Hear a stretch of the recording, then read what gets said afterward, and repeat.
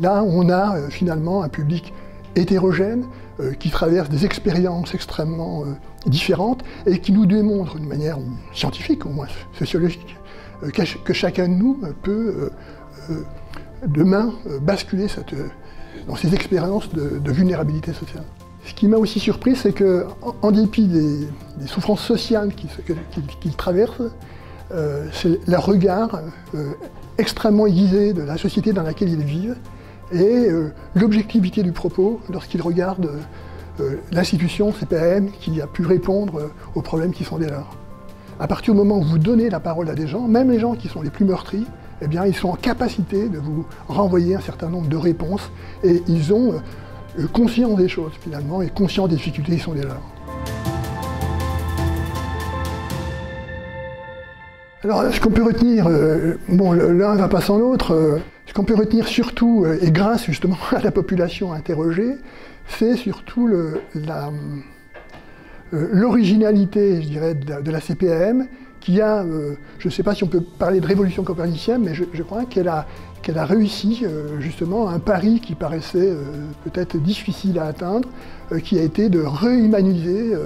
de la relation, si j'ose dire, auprès de ces publics, encore une fois, les plus vulnérables. Je crois que derrière, il y a quand même un discours prôné par une institution et qui s'est avéré extrêmement positif parce que les bénéfices sont réels. Alors, on pourrait recommencer cette opération dans 2-3 ans pour voir si les propos sont toujours aussi forts quant à l'attrait, à la positivité finalement de l'action de la CPAM, mais là, en tout état de cause, on est surpris, encore une fois, par le fait qu'on a affaire à un discours construit et qui nous montre combien la CPAM agit, est efficace et finalement, la CPAM doit prendre conscience aussi qu'elle a des agents extrêmement performants, empathiques, c'est souvent le mot qui revient, et qui sont vraiment au service de l'action publique, quoi.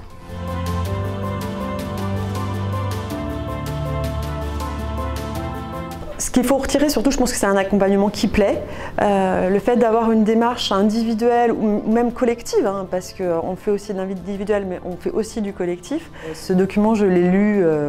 avec beaucoup de plaisir parce qu'il m'a ramené à ce pourquoi je travaillais à titre personnel.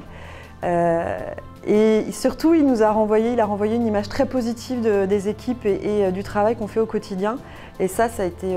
vraiment mon premier enseignement, mon plus grand plaisir à la lecture de ce document.